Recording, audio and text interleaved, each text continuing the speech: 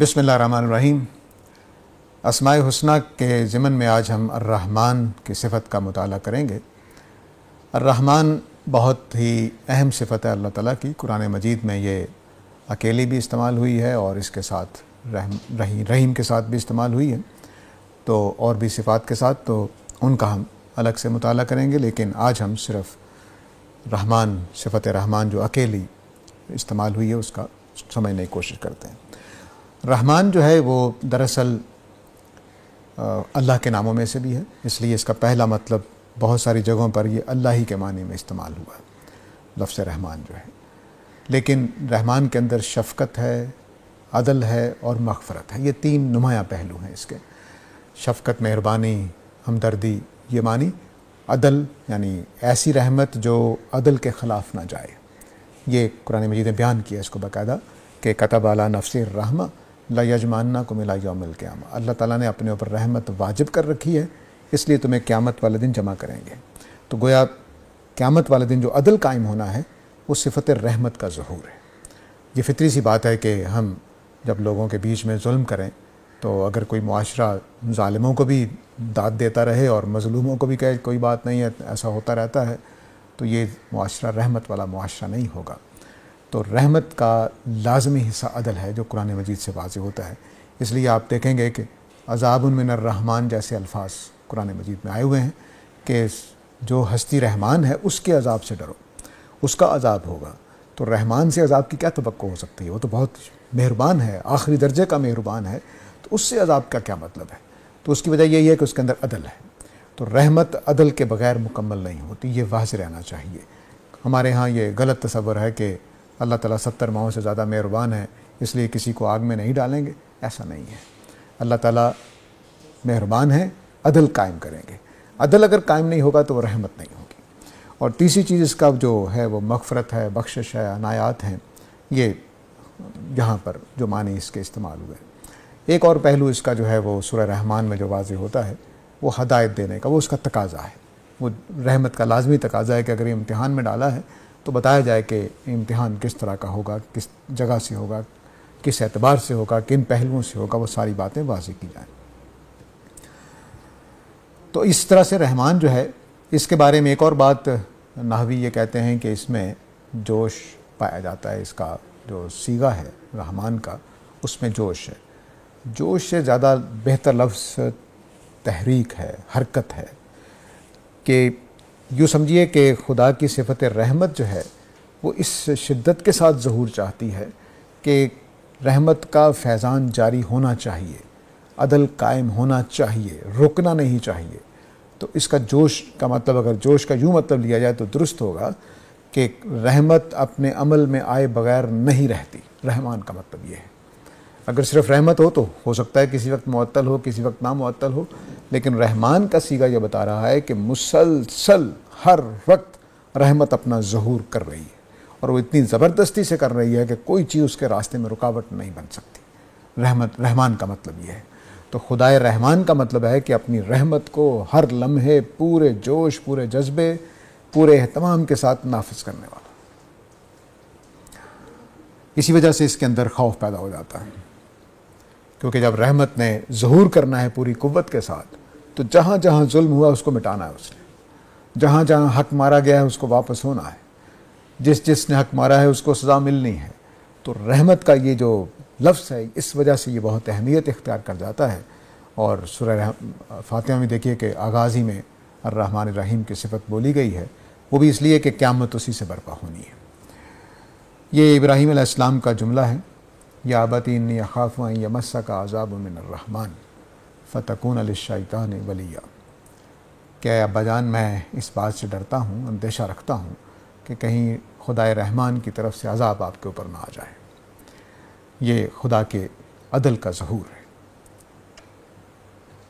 عدل کے بغیر رحمت مکمل نہیں ہوتی۔ تو صفت رحمان میں عذاب دینے کا، سزا دینے کا عنصر شامل ہے، یہ واضح رہنا چاہیے۔ اگر خدا کے اندر سے یہ سزا دینے کا، دوزخ اور جنت کا تصور ختم ہو جائے تو صفت رحمان مکمل معنی ادا نہیں کرے گی۔ تو صفت رحمان کا مکمل ہونا یہ چاہتا ہے کہ قیامت برپا ہو، یا دنیا میں جن کو سزا دینے کا استحقاق ہو جاتا ہے ان کو دنیا میں سزا دی جائے۔ اگلی آیت سورہ مریم کی ہے، اس میں آپ دیکھیے کہ صفت رحمان کا ذکر کیا گیا ہے۔ یہاں یہ ٹھیک اللہ کے معنی میں ہے، لیکن اللہ کی بجائے رحمان کیوں استعمال کیا گیا؟ اس کی بجائے کچھ حق قائم ہوتے ہیں۔ پہلی بات تو یہ کہ آیات الرحمن یہ اس خدا کی طرف سے آیات آ رہی ہیں جو رحمت کرنے والا ہے، وہ والی رحمت جس کے اندر عدل بھی ہے اور مغفرت بھی ہے، وہ والی رحمت کرنے والا، اس کی آیتیں آ رہی ہیں۔ اب اگر تو آیتیں اس رحمان کی طرف سے ہوں جو عدل قائم کرنے والا ہے، بس شفیق ہی شفیق ہے، ہر کسی کو معاف کر دیتا ہے، برا آئے اس کو بھی، اچھا آئے اس کو بھی، اگر وہ سب کو معاف کر دیتا ہے تو پھر بات ماننے کی ضرورت کیا ہے؟ لیکن یہاں رحمان تقاضا کر رہا ہے کہ خروا سجدا و بکیا، جب ان کے آگے اللہ خدائے رحمان کی آیات پڑھی جاتی ہیں تو وہ سجدے میں گر پڑتے ہیں روتے ہوئے، گر کڑاتے ہوئے۔ تو خدائے رحمان کا وہ خوف جو اس آیت میں اوپر ہم نے سمجھا، وہ اس کے عدل کی ظہور کی وجہ سے ہے، تو اچھے لوگ اس کے آگے پھر جھک پڑتے ہیں، وہ یہ نہیں دیکھتے کہ اب ہم اس سے انحراف کریں۔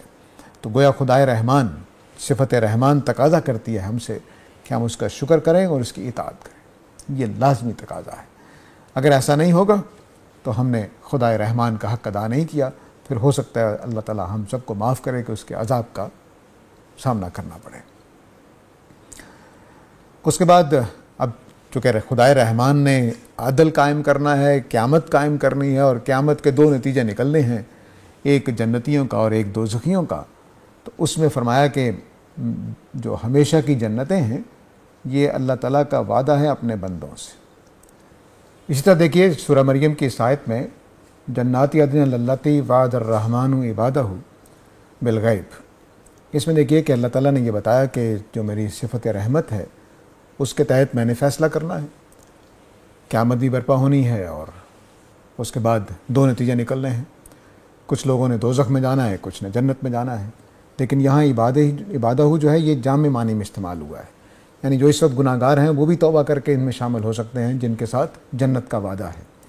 تو ہمیشہ کی جو جنتیں ہیں ان کا وعدہ اللہ تعالیٰ نے کیا صفت رحمت کی وجہ سے، کہ جو اس امتحان میں کامیاب ہو جائیں گے ان کے اوپر میری رحمت کی، شفقت کی عنایات یہ ہوں گی کہ ہمیشہ کی جنت ملے گی۔ لیکن کن کو ملے گی؟ جنہوں نے بن دیکھے اس کو مانا ہوا ہوگا۔ تو خدائے رحمان کے ساتھ جو ہمارا تعلق ہے وہ وعدے کی شکل میں جب ہوا تو اس کو خدا تعالیٰ کہتے ہیں کہ انہو کانا وعدہ ماتیا، اس کا وعدہ پورا ہو کر رہے گا۔ ایسا نہیں ہو سکتا کہ اس کا وعدہ پورا ہوئے بغیر رہ جائے۔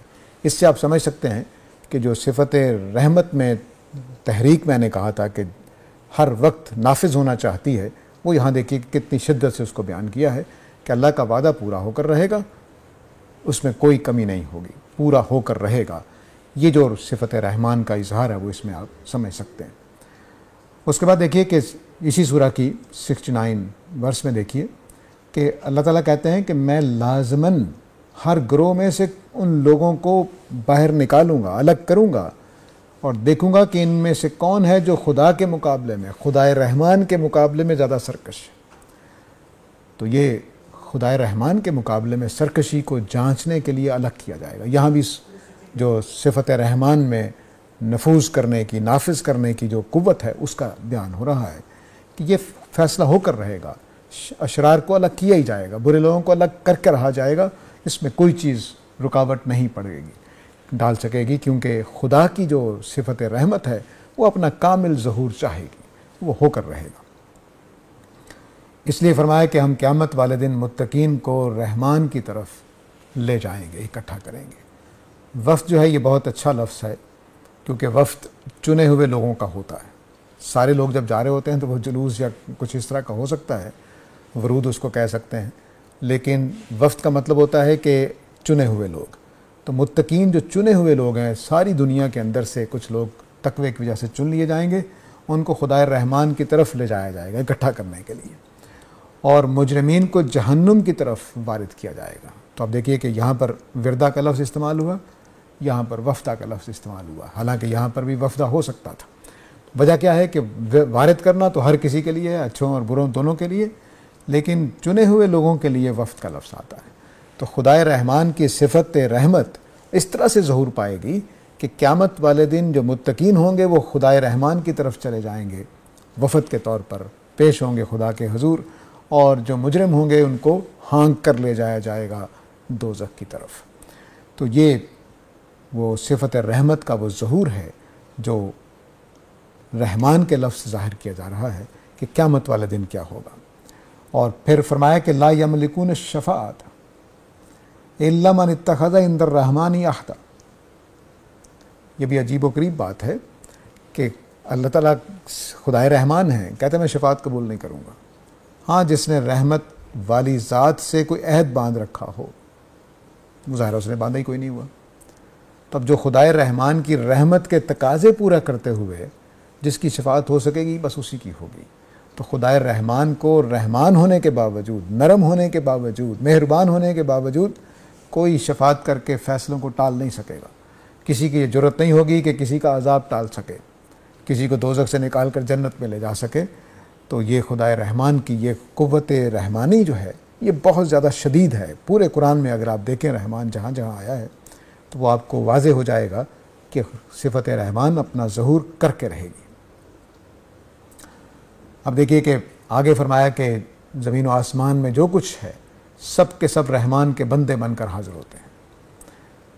یہ بھی خدائے صفت رحمت کا اتنا شدید ظہور ہے کہ سب کو بندے بننا پڑے گا۔ یعنی خدائے رحمان ہی کی وجہ سے ہم بندے بن رہے ہیں۔ اگر وہ رحمان نہ ہوتا، ظالم ہوتا، تو شفاعت کا بھی قائم موقع بن جاتا، اور یہ بھی ہوتا کہ بس ٹھیک ہے ان کو پیسے دے کے بچ جائیں گے، کیونکہ وہ ظلم کرنے والا ہے۔ تو جب خدائے رحمان رحمان ہے، ظلم کرنے والا نہیں ہے، تو وہ کیسے ہو سکتا ہے کہ لوگ اس کی سرکشی اس کی اختیار کر سکیں یا اس کے توقع رکھیں کہ ہم جو مرضی کر لیں گے بچ جائیں گے؟ ایسا نہیں ہو سکتا۔ تو اب یہ صفت رحمت ہی کا ظہور دیکھیے کہ کس شدت کے ساتھ دوسری طرف زیادہ غالب ہے کہ رحمان سے ہم توقع کرتے ہیں کہ وہ معاف کر دے گا۔ اللہ تعالیٰ کہہ رہے ہیں نہیں، رحمان سے توقع کرو کہ وہ عدل کر رہا ہے، اس سے بچ کے رہو۔ اور اس کی محبت کا ظہور بھی دیکھیے کہ جو ایمان والے ہیں، عمل صالح والے ہیں، ان کے دلوں میں اللہ تعالیٰ ایک دوسرے کے لیے محبت پیدا کر دے گا، وہ دوست بن جائیں گے قیامت والے دن بھی اور دنیا میں بھی۔ صفت رحمان ہی کا تقاضا ہے کہ اللہ تعالیٰ قرآن مجید نازل کیا ہے۔ اس لیے وہ جو مشہور آیت ہے کہ انا ارسلناک رحمۃ للعالمین، تو اس میں بھی یہی بات فرمائی ہے کہ میں نے رحمت کرنا چاہتا تھا دنیا پر، اس لیے آپ کو نبی بنا کر آپ کے اوپر قرآن نازل کیا ہے۔ تو یہ تنزیلم یعنی نازل کرنے کا جو معاملہ ہے وہ بھی خدائے رحمان کی طرف سے۔ کیوں؟ کیونکہ عرش والا وہی ہے، حکومت اسی کی ہے، حکم اسی کا چلنا ہے، تو اس لیے احکام بھی اسی کی طرف سے نازل ہونے چاہیے۔ اسی طرح سورہ طٰہٰ میں دیکھیے کہ تمہارا رب رب رحمان ہے تو میری پیروی کرو اور میرے ہی حکم کی پیروی کرو۔ یہ حضرت ہارون نے اپنی قوم سے کہا کہ چونکہ میں خدا کا نمائندہ ہوں، اس خدا کا نمائندہ ہوں جو تمہارا رب رحمان ہے، تو رب رحمان سے یہ توقع نہ کرو کہ معاف کر دیے جاؤ گے ایسے ہی، نہیں، وہ رحمت کے تقاضے سے جو عدل قائم ہونا ہے وہ کر کے رہے گا، اس میں کوئی رکاوٹ نہیں آ سکتی۔ اس لیے میری بات مان لو اور میری فرما برداری میں آ جاؤ، اور جو بچڑا تم نے بنا لیا خدا اس کو چھوڑ دو۔ یہ انہوں نے کس صفت سے ریفر کیا؟ رحمان کی صفت سے، کہ خدائے رحمان کے صفت کا ظہور جب ہوگا تو مارے جاؤ گے۔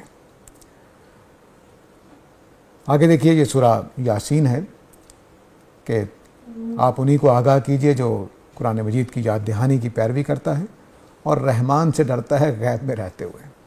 کیا دلچسپ بات ہے کہ رحمان سے توقع ہوتی ہے شفقت کی، مہربانی کی۔ کہا جا رہا ہے کہ جو رحمان سے غیب میں رہتے ہوئے ڈرتا ہے، بن دیکھے خدا سے، یعنی خدا کو بن دیکھے خدا سے ڈرتا ہے، کیونکہ اس کی جو صفت رحمت ہے اس کا ظہور ہو کر رہنا ہے۔ ایسے لوگوں کے بارے میں فرمایا کہ ان کو مغفرت کی اور اجر کریم کی بشارت دے دو۔ تو اب جو اس اصول پر پورے اتر آئیں گے، جن کے اوپر رحمت ہونی ہے، تو ان کی مغفرت بھی ہوگی اور اجر کریم بھی ملے گا۔ اجر کریم کا مطلب ہے بے پناہ اجر، جس میں عزت بھی ہے اور سخاوت بھی ہے، یعنی فقیروں کی طرح نہیں دیا جا رہا، بلکہ شاہانہ انداز میں ملے گا، اور ملے گا بھی وافر مقدار میں۔ اب یہاں دیکھیے سورہ رحمان میں بالکل واضح کر دیا کہ اللہ تعالیٰ کی صفت رحمان ہی نے قرآن مجید سکھایا ہے، اس کی تخلیق بھی اسی نے کی ہے اور اس کو بولنا بھی اسی نے سکھایا ہے۔ اگر ہمیں بولنا نہ آتا ہوتا تو قرآن مجید نازل نہ ہوتا۔ زبان جس کو بیان کہا گیا ہے یہاں پر، بیان بہت اہم صلاحیت ہے، کسی اور جانور کو نہیں ملی، شاید فرشتوں، جنات اور انسانوں کو ملی ہے۔ اس میں جو قوتیں ہیں انسان کی وہ بے پناہ ہیں۔ وہ آوازیں نکال سکتا ہے، آوازوں کے ساتھ معنی اٹیچ کرتا ہے، کچھ علامتیں، کچھ چیزیں اٹیچ کرتا ہے۔ مثلا پین میں نے پکڑا ہوا ہے، اس کی آواز جیسی آپ کے کان میں جائے گی آپ کو اس پین کی یاد تازہ کر دے گی۔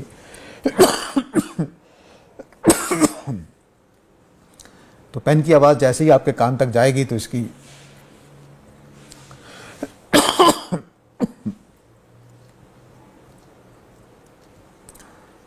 تو پین کی آواز جیسے ہی آپ کے کان تک جائے گی تو آپ کے ذہن میں اس کی تصویر بنائے گی کہ پین کیا ہوتا ہے، اور آپ اس کے معنی کو سمجھ جائیں گے۔ تو اس طرح سے بیان کی یہ قوت ہے جس کی وجہ سے ہم اس قابل ہوئے کہ قرآن مجید جیسا کلام جو زبان میں اترتا ہے اس کو سمجھ سکتے ہیں ہم۔